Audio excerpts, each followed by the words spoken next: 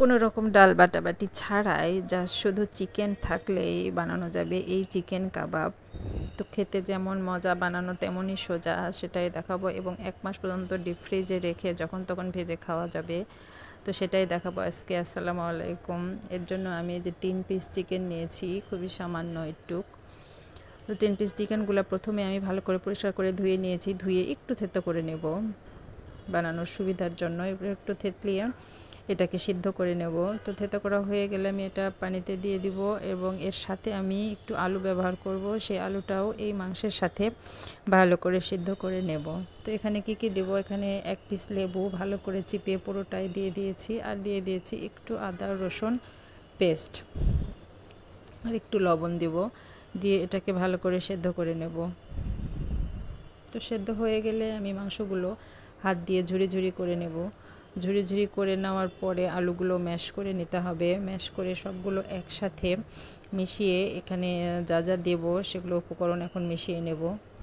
তো এখানে বেশি মশলা ইউজ করব না, তো আদা রসুন যেহেতু দেওয়াই আছে, আদা রসুন লবণ এগুলো দিয়ে যেহেতু করছি, তারপরে একটু মরিচ গুঁড়া, হলুদ গুঁড়া, আর দিব যে ম্যাগি স্বাদে ম্যাজিকের যে মশলার প্যাকেটটা আছে সেটা দিব, আর একটু গরম মশলা গুঁড়ো দিয়েছি, আর গোলমরিচের গুঁড়ো দিয়েছি, ভাজা জিরের গুঁড়া একটু দেব।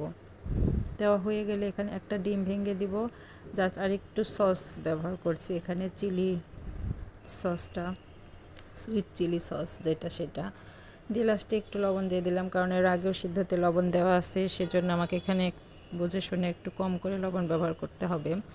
তো সবগুলো উপকরণ ভালো করে মেখে নেব। মেখে নেওয়ার পরে যদি একটু নরম নরম থাকে, তো সেক্ষেত্রে আমার এখানে কর্নফ্লাওয়ারটা ব্যবহার করব।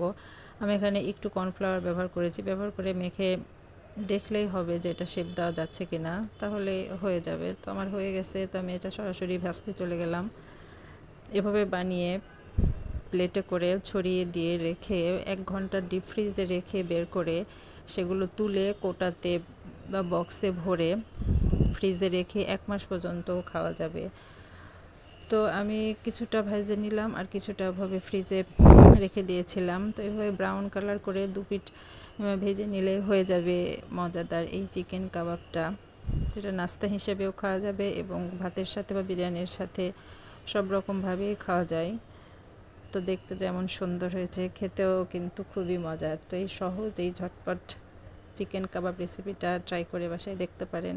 যদি ভালো লাগে অবশ্যই লাইক, কমেন্ট, শেয়ার করে দেবেন। আল্লাহ হাফেজ।